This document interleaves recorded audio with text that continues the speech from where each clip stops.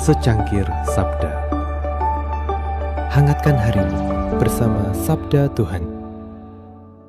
Pernahkah Anda merasa dikhianati oleh orang yang paling Anda percayai? Atau yang lebih menyakitkan, pernahkah Anda kecewa pada diri sendiri karena gagal menepati janji? Kita semua pernah berada di titik itu. Titik di mana kata-kata manis berubah menjadi pahit dan keberanian berubah menjadi pelarian. Di tengah kegelapan malam jiwa, seringkali kita bertanya, apakah masih ada ruang bagi saya yang rapuh ini di hati Tuhan? Hari ini kita akan merenung tentang cinta yang tetap bertahan bahkan saat kita sedang membelakanginya. Ada seorang perajin perak tua bernama Pak Seno. Ia memiliki seorang asisten muda yang sangat ia sayangi dan ia ajarkan seluruh ilmunya. Suatu ketika, karena terlilit hutang akibat pergaulan yang salah, asisten itu mencuri sebuah karya perak terindah milik Pak Seno dan menjualnya. Pak Seno tahu siapa pelakunya, namun ia tidak melaporkannya ke polisi. Beberapa minggu kemudian, asisten itu kembali dengan wajah hancur karena penyesalan. Ia berlutut dan berkata, "Pak, hukum saja saya telah mengkhianati kepercayaan Bapak." Pak Seno mengangkat asisten itu dan berkata lembut, "Kesalahanmu telah mematahkan hatiku, itu benar. Tetapi niatku mengajarimu bukan didasarkan pada kesempurnaanmu, melainkan pada janjiku untuk menjadikannya seorang perajin yang baik." Pak Seno kemudian memberikan alat pahat baru kepada asistennya dan berkata, "Sekarang pahatlah penyesalanmu menjadi karya yang lebih indah dari yang kamu curi." Asisten itu belajar bahwa pengampunan sejati tidak menghapus masa lalu, tetapi memberikan masa depan kepada mereka yang merasa sudah tidak punya harapan lagi.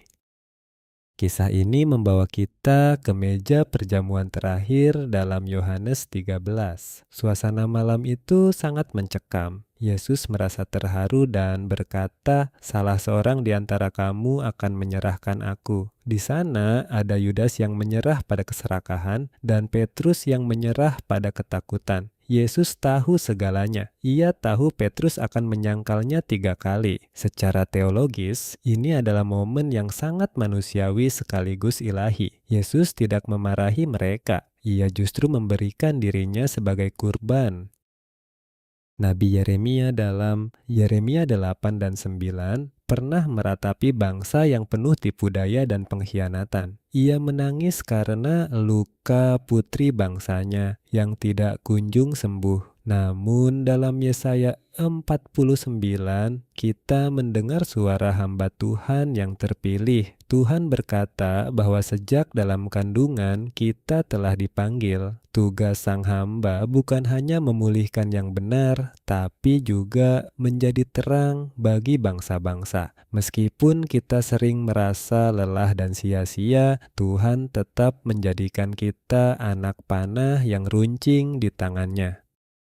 Mazmur 71 menjadi doa kita saat ini. "Padamu ya Tuhan, aku berlindung. Janganlah aku mendapat malu selama-lamanya." Analisisnya sederhana. Kekuatan kita bukan pada janji setia kita kepada Tuhan, karena kita sering gagal. Kekuatan kita ada pada janji setia Tuhan kepada kita. Dia adalah gunung batu tempat kita melarikan diri saat kita malu karena kegagalan kita sendiri.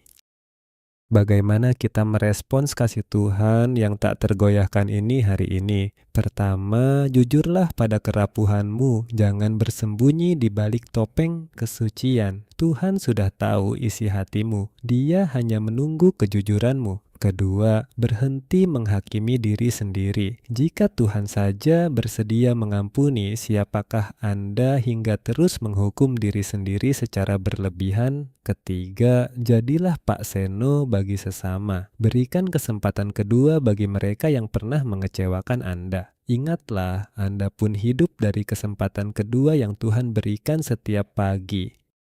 Mari kita satukan hati dalam doa. Tuhan Yesus, di malam yang sunyi ini, kami sadar betapa sering kami menjadi seperti Yudas yang tidak setia. atau seperti Petrus yang takut mengakuimu. Terima kasih karena Engkau tidak pernah melepaskan kami. Kuatkanlah hati kami yang rapuh agar kami berani kembali ke pelukan-Mu. Amin.